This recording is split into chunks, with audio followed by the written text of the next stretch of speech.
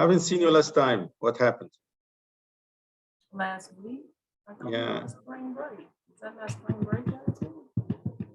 Yeah, before that, I think. Before that was like your colleagues at the office. They were very good. Thank you. That was very good. Thank them, please. Thank them, please. Definitely. Okay. All right, go ahead. So what do you think?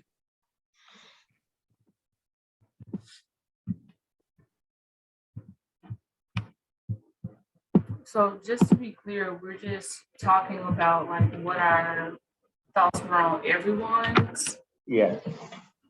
What we're trying to do now is trying to establish whether there were other ideas that we didn't really notice, something that you think out of other submissions were really worth more discussion. Gotcha. So I think most of us really focused on some of the same things, like bringing the jobs in and focusing on sector like Shaw industry things. Some people use a little bit more data than others, but for the most part, it was pretty good. I like the way that Zainab wrote hers out. I thought it was broken down better, and it gave me a clear understanding of exactly what each thing was going to help. Actually, I have to mention that she submitted 3 times. Ivan and Evan, I think, submitted twice, or maybe Evan submitted twice, and Ivan, I don't know, I don't remember. But actually, it's more than 1 submission. That's why it's improved. And the first time, it was not really that good. But yeah, you have this is a good observation. Yeah. Okay. So what do you think? What do you think? There is some more ideas that you believe needs to be incorporated? Are they covering everything you think should be covered?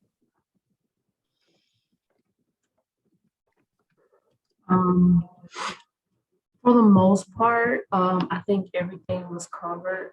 All of us talked about how important education was. And it's education, okay. So one is education, yeah. One of the things was education. The second thing was like repopulation, which was associated mostly with jobs. Actually, yeah, I mean, thank you for mentioning this, because I believe I'm not sure that it was you, but someone was mentioning that you might have incentives for people to come back to the city. And I understand from what was written that these incentives might be like just facilitate for them to buy a house, not necessarily related to employment. Right. So a few cities and counties have done that, especially coming out of COVID, to encourage people to move to their regions. That's mean incentives without being related to employment. Right. And so I guess it's like, it's with employment, but it's with certain bounds. So say for instance,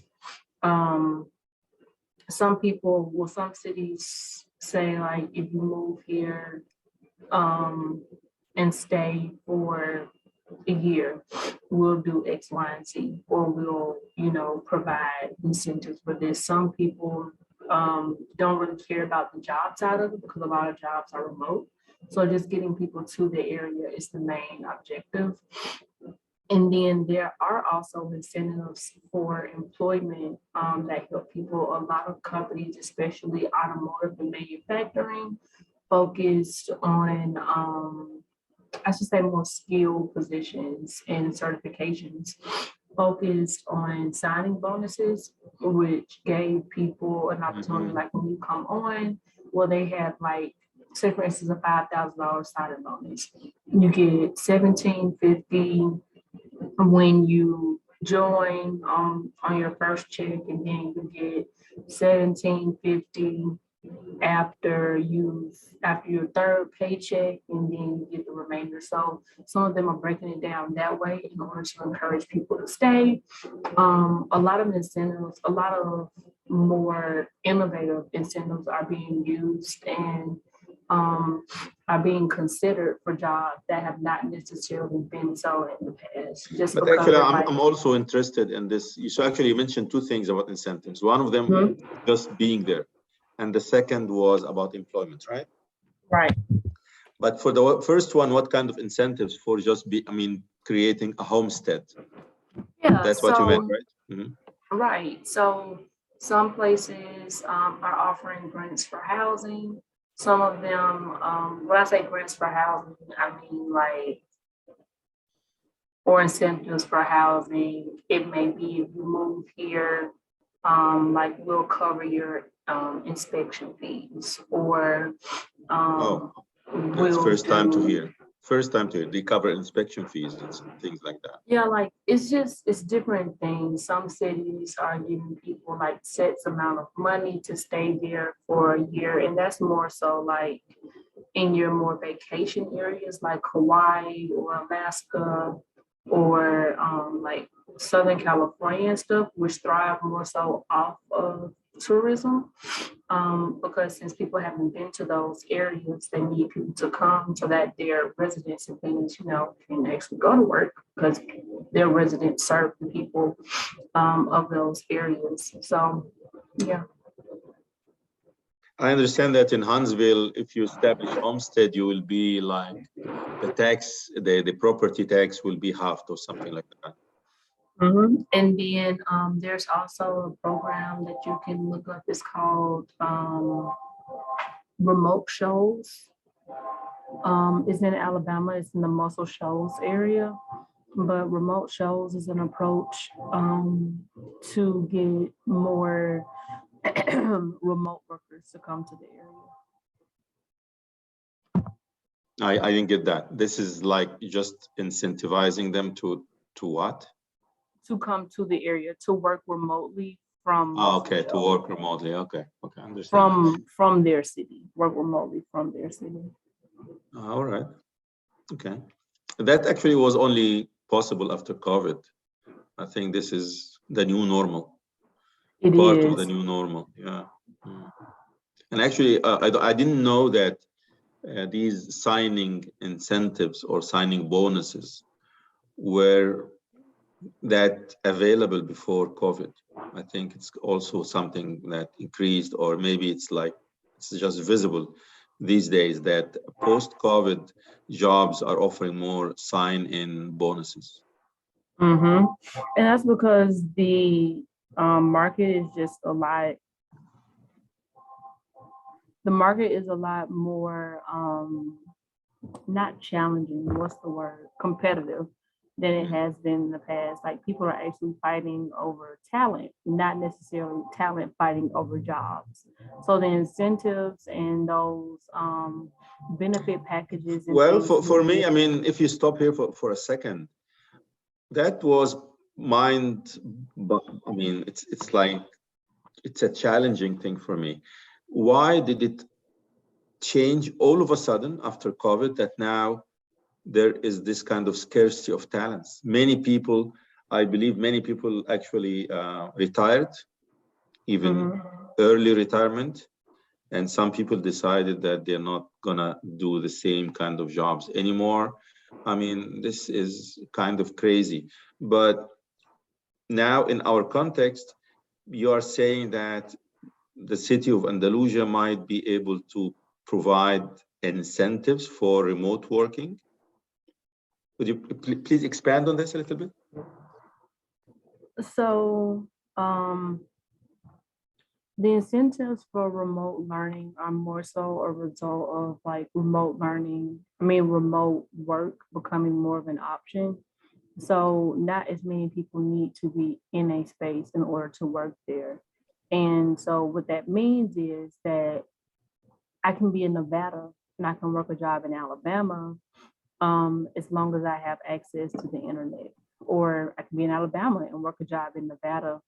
And so because there's that leveling of playing field, then a lot of salaries are jumping because you're not just competing for like the high salary that would be considered for you locally, but people are genuinely competing for it at like a more national level. So like you have to have a package that the person is just like, okay, I'm gonna make $70,000 in Alabama, but why make 70,000 in Alabama? We can go to California and make 280 for the same thing. So Yeah. those benefit packages are being used more so to like create culture and to increase people's likelihood of coming to the region and to provide flexibility as well. So So actually, they those can locate in Alabama and enjoy the better weather here while right. be working in Michigan. And it works because, you know, as long as a lot of things are automated now, and those things that aren't automated don't normally take too long. So for many industries, it works. That's very interesting, actually. Okay, very good. Thank you. Thank you very much, Caroline. Zainab, are you ready? Can you tell us a little bit more? Just give me 1 second. I need to connect my computer. Just 1 second.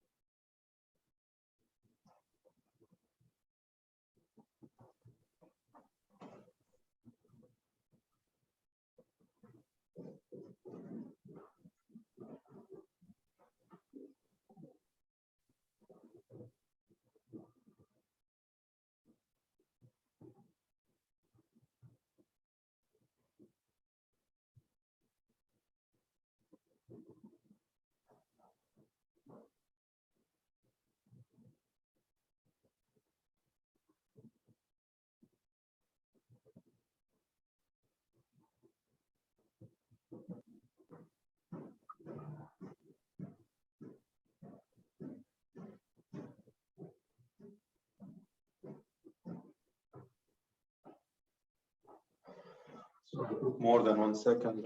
I had to bring the cables. Okay, Zainab, please go ahead. Sure. So what exactly do you want me to say? Like a summary of the whole thing? Yes. No. When you went through, are there other ideas that didn't come to you when you wrote your piece?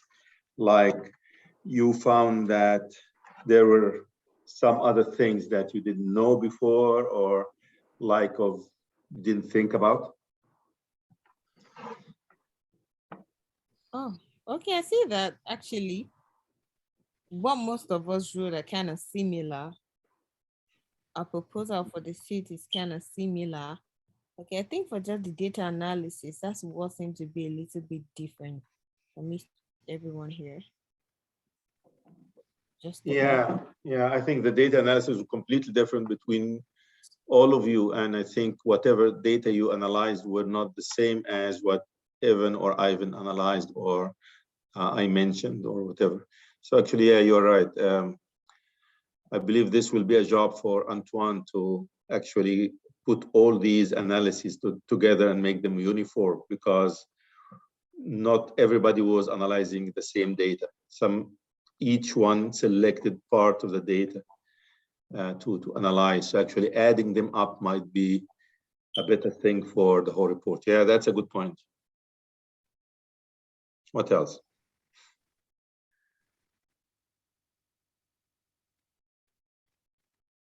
That's really what stood out for me. Okay. All right. I mean, this is my first time actually to try to understand this thing about the impact of remote working, and I have been hearing that from my daughters and my son. And actually, my son accepted a new job in Seattle, and he will be working remotely for 6 months. And what I understood before, I mean, this is something new in this, the company that he was joining before, he was allowed to work remotely as long as he is in the same city. Can you get that? So actually, they are allowing him to work remote. I don't know how this is happening in companies all over the US, but I believe at the end, even working remote is not really completely remote, because at some point of time, you will have to be at least in the same city to attend a real physical meeting or something. But what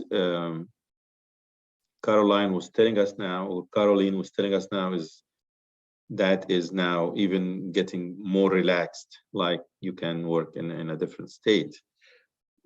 That would need to be addressed and discussed more, because this will have an impact. If I have the choice, I will go somewhere where I get like, I might just move to Hawaii and be on the beach and still teach you. And this will make a lot of difference for those states which will be attractive to people living in, as they will be paying the property taxes and maybe other forms of taxes, while the cities receiving the work, or the states receiving the work, will be saving money out of creating a place for these people to work or to commute every day. They're losing also some money in terms of money that will be spent in the state, which is paying the salary. I mean, I don't know how it would work at the end, but it is a very interesting thing. And for this, I'll come back to what Zainab was saying about everybody is analyzing a different set of data. If I am analyzing the data for this kind of a situation, I would like really to know whether the people who are accepting remote jobs are more of the very young, like in the 20s and maybe a little into the 30s, or these are the matured people who are having more experience, like having at least like 10 years of experience and being able to get these kinds of jobs. I really don't know, but it will need some form of data analysis to understand who will be accepting these kinds of jobs more than the others. And we might want to do that with, I mean, if Andalusia is as beautiful as they say, and they want to keep people in, if they open the door for people to work remotely with other places, it means that they will have to have like a certain age bracket and a certain expertise, education. I don't know. All right, so Evan, what do you think?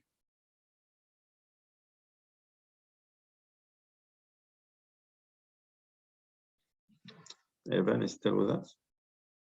No. Where is Ivan? Oh, they're not here. Evan and Ivan just left off. Okay, so Antoine, what do you think? I'm sorry, Evan and Ivan told me that their father is coming to the airport and they will have to go and pick him up, maybe like 4:50 or something. Sorry. Okay, so when they come back. So Antoine, what do you think? Did you read everything? Yes, I read the whole thing, all 19 pages. And I have a lot of input, and I don't want to take up all the time, but there was a few things that I wanted to hit on. I think some things that are really important. A lot of people hit on education. Yeah. They also hit on jobs. They hit on recreation, that sort of thing. Yeah, entertainment, recreation, yes. like tourism and things like that. And they also hit on building more homes. I agree and disagree with all of those. And let me tell you why. There's a thing in business, I'm sure we've all heard of it. You buy low and you sell high. So if you look at the statistics of how cities are growing, one of the things that prevent cities from growing is overspending. So if we focus on the spending on education and spending on incentives to bring jobs, spending on tourism and spending on building homes, that's less money that the city would actually have to invest in itself. I think there are, I think I wrote down here 7 other ways that they could actually grow the city that would in turn give them the resources that they need to fund the education, to fund the jobs, to fund the recreation, to fund the building. First and foremost, I want to address 4 things.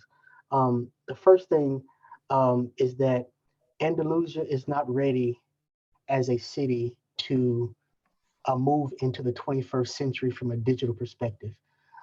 They do not have a cable infrastructure. Everything that they're You doing don't? is via, How did you get they this do, data? I researched it while we were talking. All right. So There is actually, no they cable, don't have like, they don't have a cable provider. What they have is oh, satellite for like dish and things like that. So for example, for high-speed internet, they don't have that sort of thing. If the population is only 10,000 people, let's just use that number for example. If a cable company like Comcast were to come in to put a cable infrastructure in, there's not enough people for them to recoup the cost of all actually right. putting that in there yet. So what's wrong with the satellite? Is it the same speed? It is not the same speed, and during bad weather, you don't get a connection at all. Oh, So it's not really suited for remote working.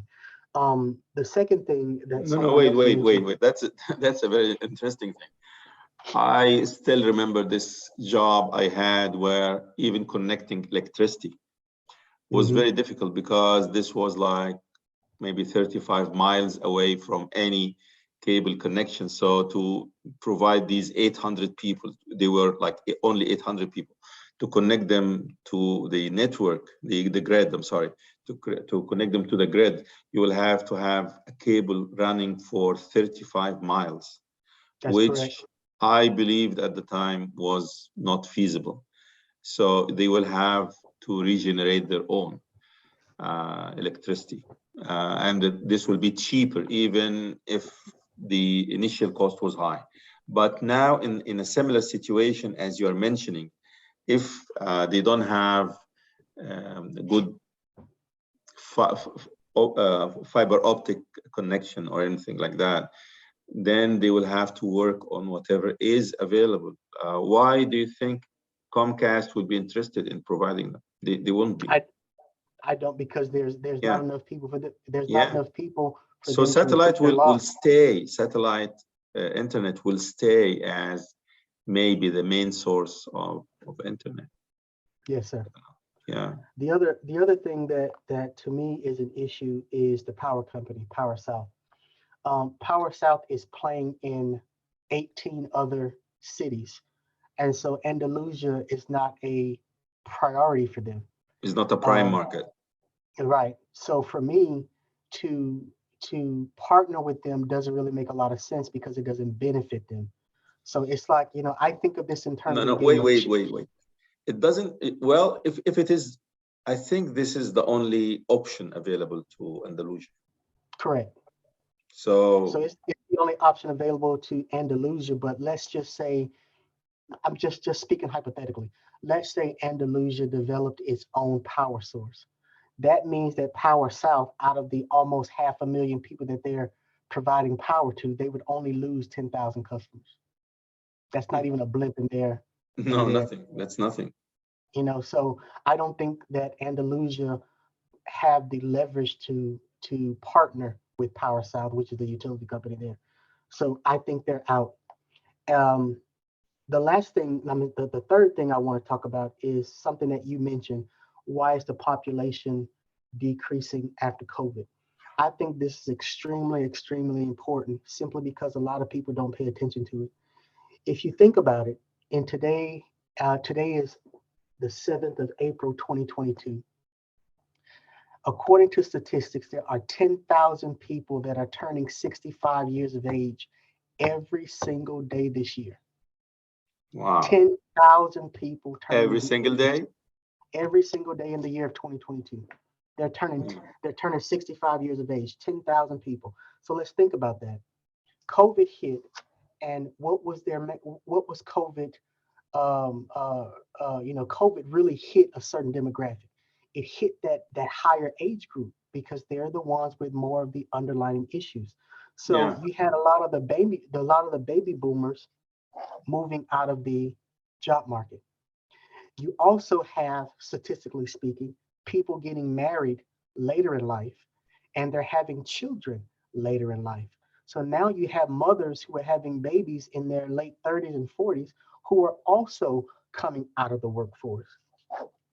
Then you have, unfortunately, the effects of Donald Trump in office. Donald Trump, what he did, even though he did a lot of good things, he did a couple of things that I disagreed with. One of the things he did was made the Hispanic community very afraid to become citizens. So if you think about this for one moment, think about this just for one moment.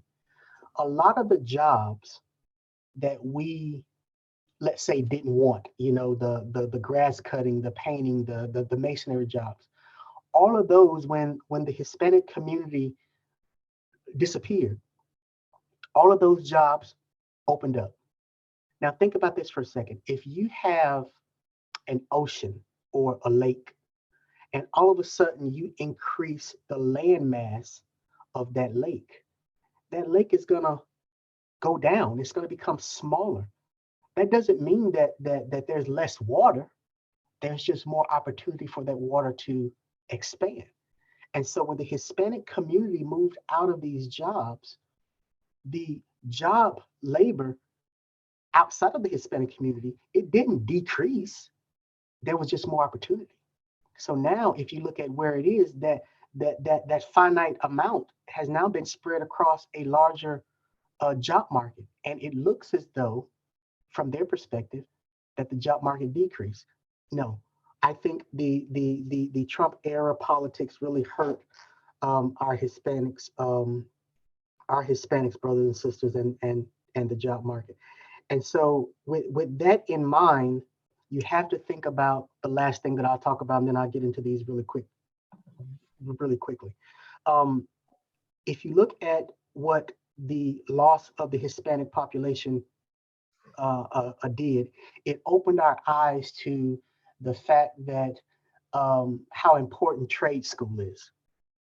You have more people not going to college than you do going to college, and yet there are skill sets out there that are not being developed. For example, there are developers here in town that are paying their painters just like their doctors because there aren't people in the job market that have that skill set. And so if you look at our trade schools are a prime ground for grooming our next labor force. So I say all that to talk about Andalusia. Here is where I would spend the money. One of the very first things I would do, and so I want to give this one little tidbit, okay? Historically speaking, you grow a city on some major port, some major thoroughfare. It's all about transportation. So some major thoroughfare like Highway 65, some airport, some railroad, some pipeline, or some water port. If you think about New York, Boston, Chicago, LA, they're all on water ports. You think about Birmingham, Atlanta, they're on major thoroughfares like Highway 65, Highway 95, but they're also on pipelines and railroads. Andalusia does not have any of those things. So in my mind, the very first thing I would do is address my transportation. So in a city this small, you have to think about But where wait, it is. wait. The city of Andalusia actually started over there with no major thoroughfares or transportation or a harbor or a river. Correct. Almost nothing. Why do you think that was not a problem at the time when they started, but now it's becoming a problem? Well, two reasons. Number one, Andalusia was historically an agricultural area. So if you look at the rivers and the lakes that are there, it's prime ground for agriculture. So why they moved from agriculture to manufacturing, it blows my mind. Because if it's working or if it's not broken, then don't try to fix it. Yeah, but it's worldwide now that agriculture is not bringing as much revenue as it used to have, and it's not employing as many people as it used to have. So actually you can have the same amount of agricultural land, but instead of needing like 10,000 workers for the land, you will need now maybe 1,000 or less. And that's because of the Automation. advancement in Yeah. equipment and automation. And also because of the income coming to it, because now, because it's almost totally automated, the kind of labor cost to this industry, which is agriculture, is much less than what it was before, or that, I mean, they cannot sustain as many laborers as before. So actually, that they still have the agriculture and they still have the same product, but they cannot support as many people as before. Does that make sense to you? It does. Agriculture is now only about, it looks like 5% Yeah. of their industry. And that should be, in my opinion, closer to the 15 to 20%. And let me explain why. I understand what you're saying, and I totally agree with you that the agriculture in that area cannot sustain a huge number of employers. But what it can do is actually attract and bring about the change that's actually needed in that area. For example, let's look at how the healthcare industry has ballooned over the last 20 years. And that is mainly because people don't know how to eat right. If you think about diabetes, cancers, and things like that, studies are showing that those sorts of things are coming from the things that we put into our bodies. So why are we paying extra dollars for peaches that come from China versus growing them right here in our city? So you're right here in our state. So in my mind, I could see 5-10 years from now, a growing dependence on the produce that is actually grown inside of the United States. I can actually see that. So getting back to the transportation, and then I'm going to hit that again. Addressing the transportation issue, there are two things I would do, actually three, but number one would be I would build an airport in Andalusia. Wow. Simply For Yeah, 10,000 people, come on. No, not for 10,000 people. Think about Huntsville for 1 second. Why is Huntsville growing and not Decatur? Decatur is on a water port. Decatur is closer to 65. Then why is it that Huntsville is growing and Decatur is not? The reason for that is that Huntsville has one of the longest airports in all of the United States. There's only 5 other airports in all of the country that is long as Huntsville.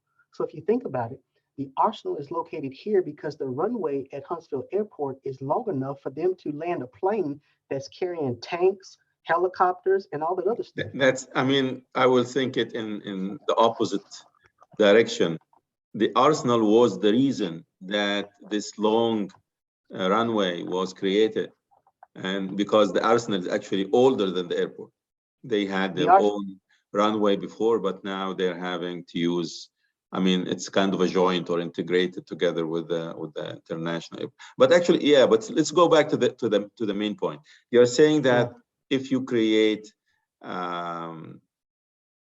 somehow an important airport, this will be good for the city, but actually the difference is big between Huntsville with like, I don't know how many people now, and the 10,000 people of Andalusia. And the whole region around Andalusia is not really that many. Go ahead. Well, if you think about the history of the arsenal, that airport was actually built out there before the arsenal was established. The airport? The airport on the arsenal. On the arsenal, okay. Right. There's 3 airports in Huntsville. I'm not sure if a lot of us know that. There's the first one was actually built on the arsenal. Yes, okay, I know that. That's I know. Yeah. That was there. The second one was the one in Meridianville. And the third one was Huntsville Utilities. I mean Huntsville Airport. That was the last one actually built. But yeah, you are correct in the sense that they did expand that airport, long after the arsenal was already here. But at the time that they located the arsenal here, there was no airport in the vicinity at all. So if you think about using that as a basis to grow a city. They could You have know, number one. what they call this kind of activity in a city? They call it logistics. So Yes, actually, sir. I know that Dubai in the Middle East, actually Dubai is a logistic city. And the only thing that made it grow like crazy in the last 3 decades is that it figured out this idea first. So it was the first city to think about being a logistic city where it had not any significant privilege at all inside.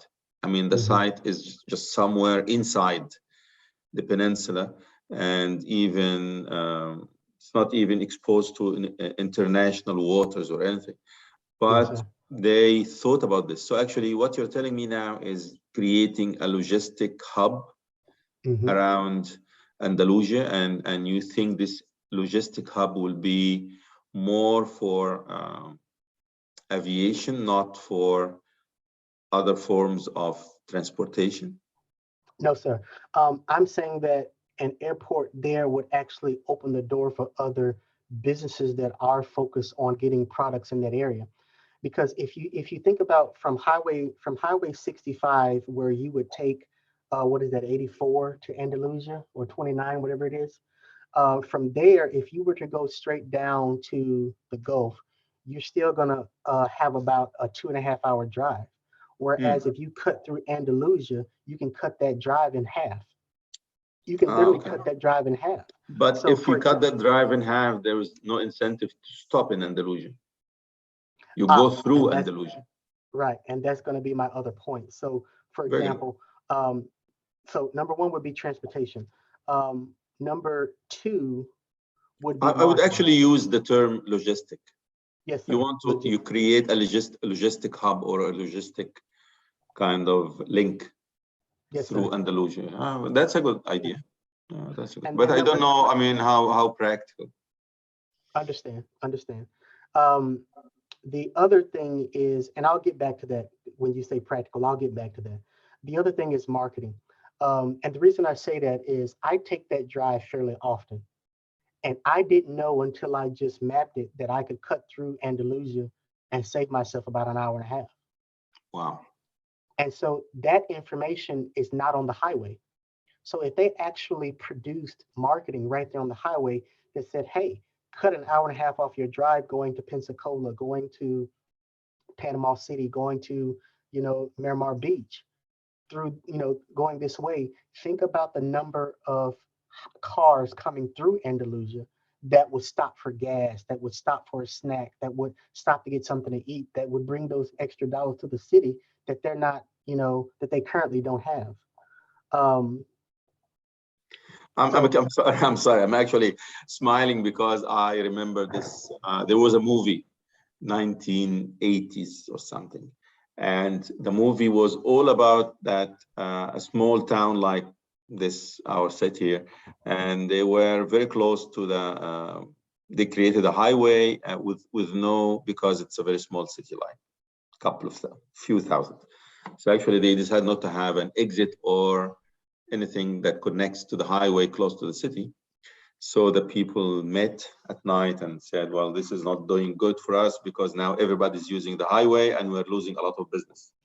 So they came up with this idea that if we can connect to the highway at night. So actually they started building a connection to the highway at night. And the whole movie is, I mean, it's like, I remember it now, but actually it's like, it was hilarious at the time because how would you do that? But actually right, they did it. But it links to what you're telling me now. You're telling me that if people are aware that by using this new connection and a connection with services, this will save people like at least an hour, maybe an hour and a half, correct, if correct. they decide to do that. That's a very good point. Yep, That makes it a logistic hub. That makes yep. it a preferred route. And I would understand that it's not announced because nobody wants them to do that. I guess, yeah. But I mean, they say that the quickest way from point A to point B is a straight line. Where if you're going to the Gulf and you're taking 65, that's not a straight line. But Yeah, right through Andalusia, it's a straight line. That yeah. was number But two. it's politics. Yes, sir. Definitely Yeah, politics. yeah. And in terms of city spending, what I would focus on is arts and culture. One of the things that I read about Huntsville when they bought Dr. Von Braun here was that one of the first things he requested was that they focus on building arts and culture in the area. To be able to bring to this area a sense of family. And when I look over the map and I'm looking at Andalusia, there's very little arts and culture there. So I would definitely be spending money in that way. I've already talked about less government spending, and then I want to talk about two more things, and then I'm done. Um, Jobs. I want to hit on that for a second. But you didn't. I mean, you didn't tell me about art and culture because. Well, art and culture, as far as Do you mean there's like heritage related? no. I'm saying like museums, like art galleries, zoos, that sort of thing. That for more family oriented things that you would that bring people out into the city. If you think about Huntsville, we are lacking very heavily in those areas. We have a very small art museum downtown. We have a children's museum. We have, a bunch of parks that very few people know about. Like, for example, if you ever go downtown, did you know that all of downtown is on top of a cave? No. Yeah, I mean, I've been in there. I mean, from the front of the courthouse all the way to almost Huntsville Hospital, all of that underneath is a cave. There is Wow. nothing underneath that street. But see, very few people know about that because they don't go exploring and things like that. But anyway, that's another story. Okay. Um, Okay. so I would, definitely focus on the arts and culture. They do have parks. One of the assets that they have that they're not really focused on is that gigantic lake that's right there. That gigantic lake could be an asset on so many levels. From a national a water park or a regional water park. Because if you think about where Prattville, Montgomery, and what's the other city there? Auburn. There are no water parks or there are no recreation centers in that area. Actually, if I'm not mistaken, the only one that I can think of, the only two that I can think of is one in Birmingham and one here in Decatur. Other than that, I can't think of any others in the state of Alabama. So that water park, I mean, that water, that big lake there, I think is an asset that they're underutilizing. But I want to hit on the jobs really quickly, and then I'll shut up because I know I talk too much. On the jobs, we had been talking about incentives. I Hmm. want to I want to throw this out there. Um, I say no to incentives. And I'll tell you why. I say just give it to them. Just give them the land, give them whatever they want to. Don't spend a dime. Here's why. If you think about how Walmart became Walmart because they would use these things called loss leaders. They would lose money on these little, let's say, small products just to get you in the store. And once you were in the store, you were able to see these bigger products that you spend money on. So why not give a Google or a Facebook or whomever, some big company, maybe even two companies, land to just relocate there. And once other This, auxiliary I mean, businesses, this is very optimistic. I don't know, but if I am Amazon and you're coming to me, I come, will tell you why come, should I everything is locate? free. Everything is free. Come. What kind of free? I mean, like I'm infrastructure? saying, I'm saying everything is free. Everything. Because think about it. If Amazon came there, think about all the trucking companies going to relocate there. Think You about know, the homes that Amazon, they're going to build. Amazon in this depot in Texas that was really hit by the tornado a couple of Mhm. months ago. I think inside this shell they had like 10,000 employees, more than the whole Yes, population yes. of a city. So how would you get that big company in there? I mean, this is a good idea, but how would you do that? By giving them whatever they want and using them as a loss leader to bring other auxiliary companies there. for example, if Walmart relocated their distribution center there, do you know how many trucking companies, how many hotels would Hundreds, actually relocate in that area? hundreds. Exactly. So in my mind, you know, what they But have. what kind of data will support your proposal? That's a good one. Actually, it also links to the thing you said about transportation, and I mentioned Absolutely. logistics, because in Absolutely. logistics, you want to have it like a distribution center, you want to have it like at an aviation hub, you want to have it like a main road that connects between different places. I mean, whatever. So actually, when you're having this kind of logistics, what kind of data do you need? Like, do you know where in the area, in the region, the companies that produce like products suitable for Walmart or suitable for Amazon? And I mean, Amazon will locate in a place where it is like, it's like midway for them to put their the products and before they get distributed. And the same happens with Walmart. So actually, I like this idea, and I would add it to this logistic hub and just increase it. But I would need, as we said, maybe you didn't hear that because you were not there for the last couple of times. We were saying that whatever you want to propose, it needs to be related to data.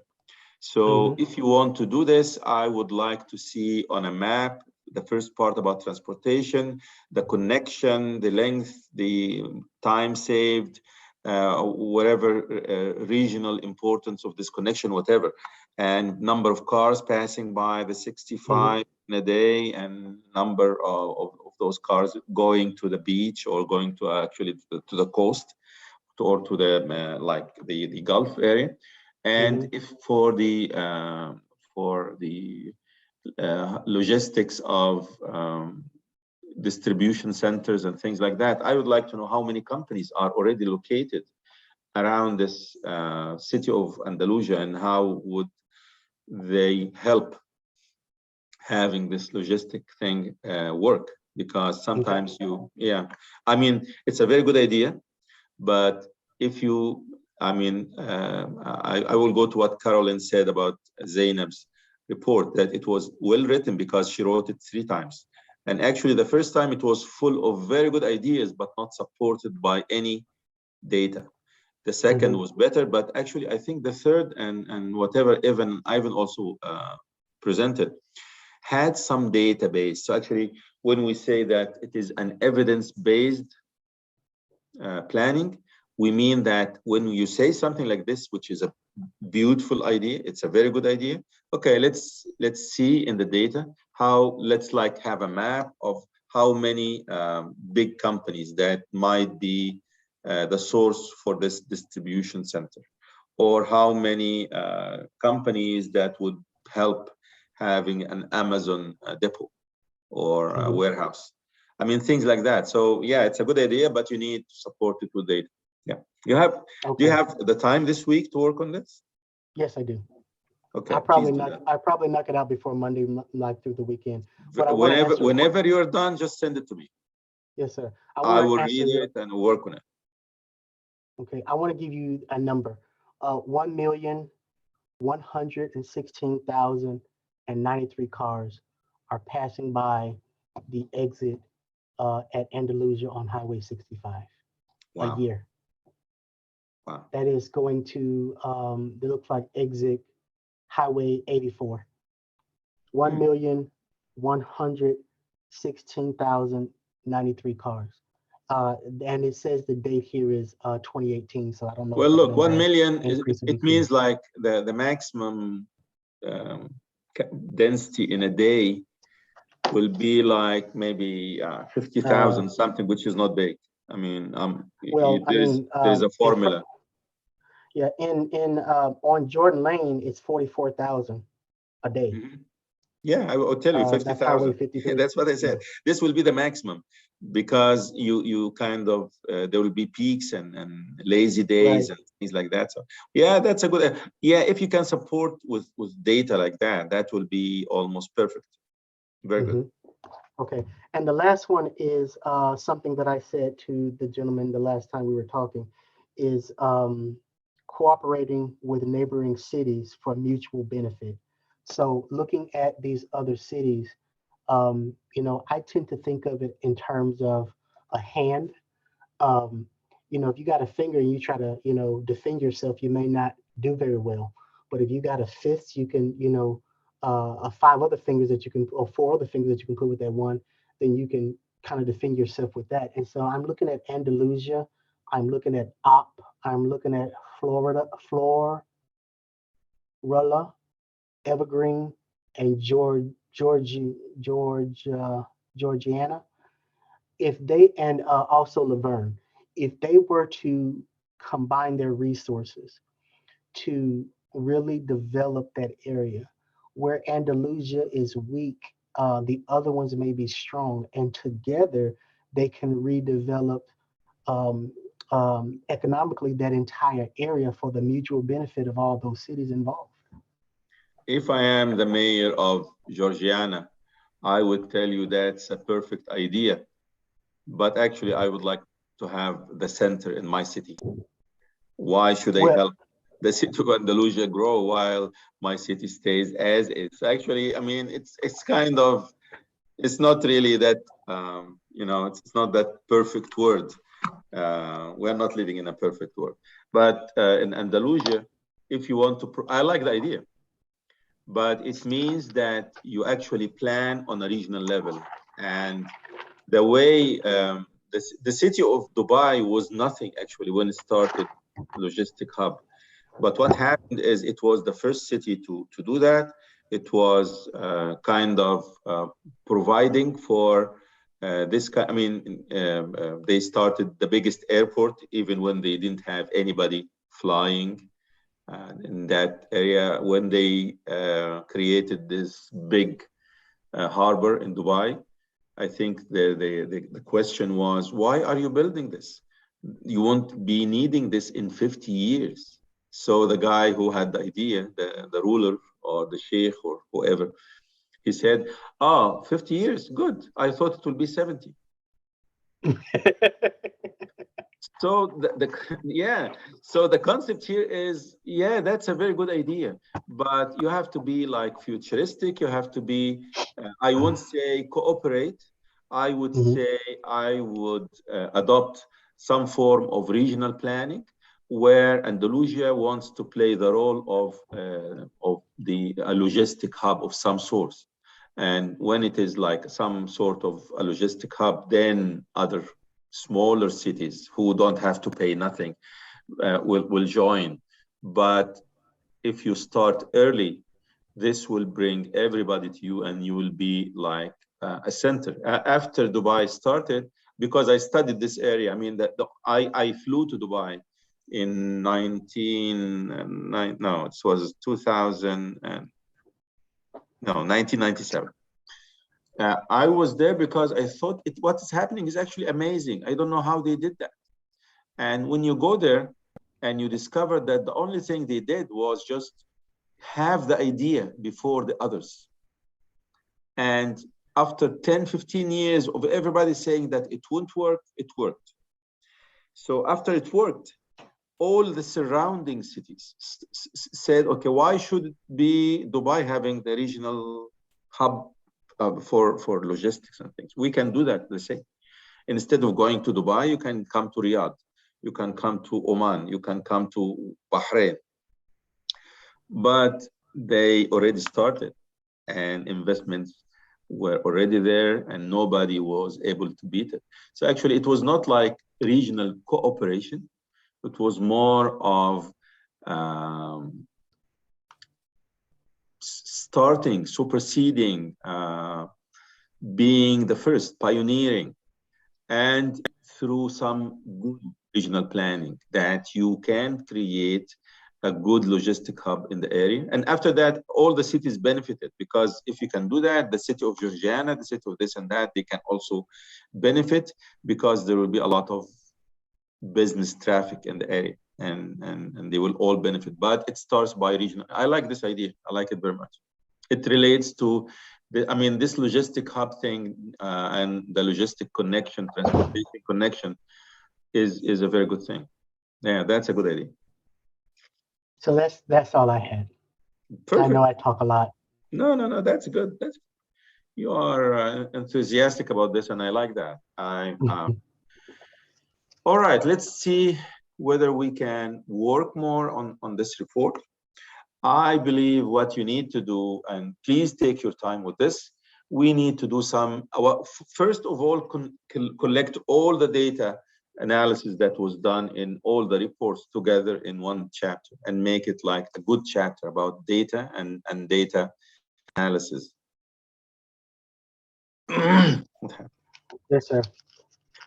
And then go to proposing whatever alternatives you think from your own additions and everybody's ideas, because even when everybody talked about education, everybody talked differently about education. You mentioned Right. something that I believe also would be good, and the same was mentioned by Caroline. Caroline is like creating skills. It's not only like having university education, Right. kind of having other things. I don't know what happened. Are you still with me? Yes, sir. Because my computer is playing funny. Anyway, so actually education, there are very different ideas about education. It's not only university, it's not only college, it's like skill building, it's like industrial training and other things. And all of these add to some ideas. One of them was done by Caroline when she says that you can actually attract more employment, and this kind of, don't know how you would do that, but remote work and remote business, but this will need a different percentage of educated population that they don't have in Andalusia. I mean, we can start these kinds of discussions, but I would ask Caroline if you can work on this idea a little bit more of remote work and remote housing. This will also be a very good idea if you can like tell us at least what kind of data you need to support this idea, because I think that if it flies, it will be the solution. Andalusia, if it is a beautiful place, I would like to go there and use the beautiful nature and kind of spend less money. Oh, Doc, I forgot to tell you, during spring break, we drove through there. Oh, you did? I did. I wanted to see it. Oh, We were going to Panama City, and what I did not know was that I could keep straight and go to Panama City. I ended up going back to 65 and then going straight down instead of just cutting through. But yeah, okay. it's a very small city, and I was, I want to say this, and then I'll hush. If you think about how this world has changed over the last 10 years, one of the things that I think people are really wanting to get back to is traditional family values. And they tend to find those in these smaller cities. And this Andalusia kind of reminded me of a TV show that I couldn't watch coming up called, I think it was called The Andy Griffin Show, or something about a city called Mayberry. I couldn't Yeah, watch that coming up. yeah, something like My parents didn't think it was realistic, so they wouldn't let me watch it. But I thought in driving it's not through, realistic. It's right. not. But I thought in driving through, if I were ever looking for a Mayberry to raise a family, you know, that was the place. But how would I know that without Andalusia marketing itself as such? And I think word of mouth is pretty much free. So when I go back to, them marketing themselves, not just as a shortcut through Well, look, the look. city, but I mean, now you're linking to something else was mentioned about art and culture and heritage, yes, sir. because in art and culture and heritage, you can um, promote these kinds of ideas and make Hmm. people come and see and things like that. But let's be like more practical, and I mentioned this before, and make sure that whatever ideas you want to promote, that you have data to support that. I just asked Caroline to work on this remote work, remote housing, remote whatever, because I think if she can support this idea, this will also add to to the concept of raising a family in Andalusia while actually reporting to work in Buffalo, New York, or Mitchell, Mhm. or whatever. So I would definitely like to think about this. And we don't know yet what's the new normal. The new normal after post-COVID new normal. We don't know that yet. I mean, we don't have enough studies. Maybe whatever we're doing for this course will be like a pioneering thing. I would definitely think that the new normal is not studied well. We are only patching holes now and trying to make it work. But I definitely think that the new normal will include part of whatever you are mentioning now about art and culture, about remote work, about living in a place and enjoying a family thing. And maybe the kids too can have like elementary school, good elementary schools over there, while all the other kinds of schools are remote online. I mean, if we can have this course online, this was unimaginable 3 years ago. Nobody will approve that, and they will say, no, you have to come. This education will have to be face to face. And I was convinced with that.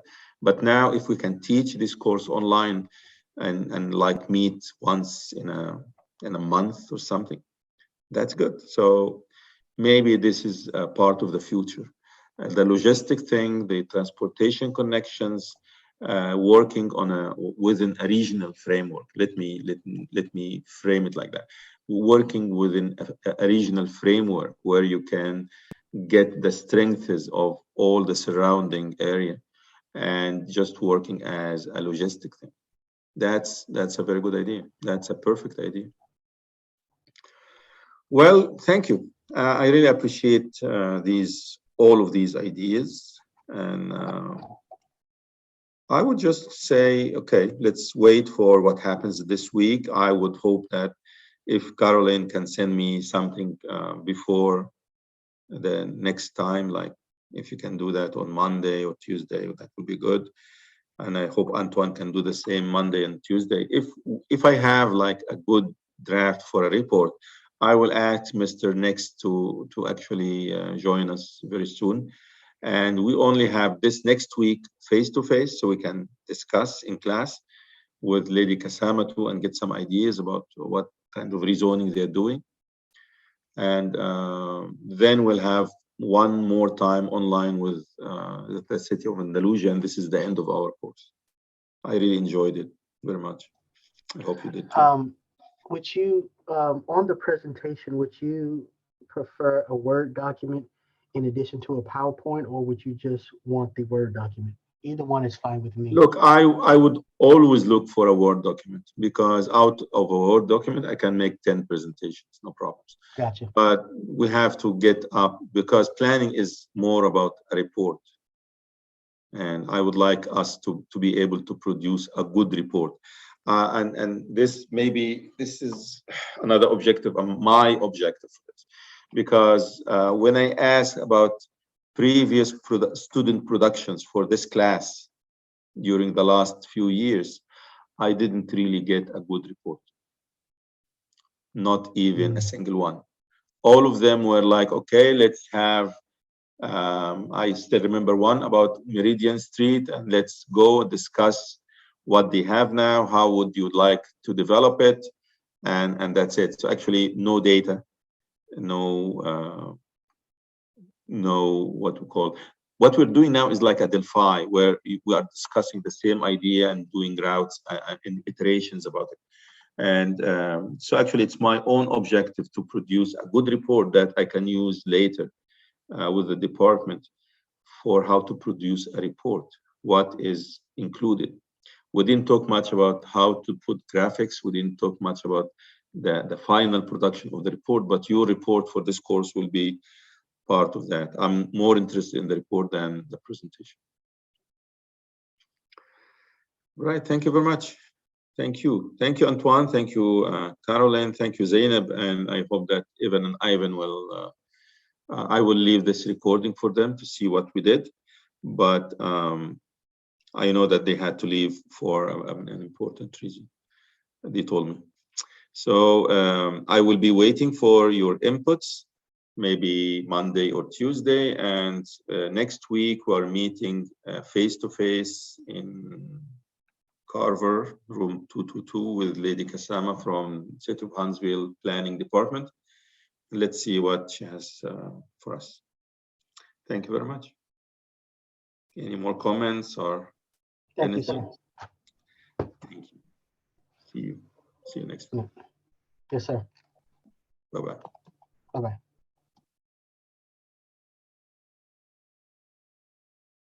Bye, Chair. Bye-bye, Zainab. Ramadan Mubarak.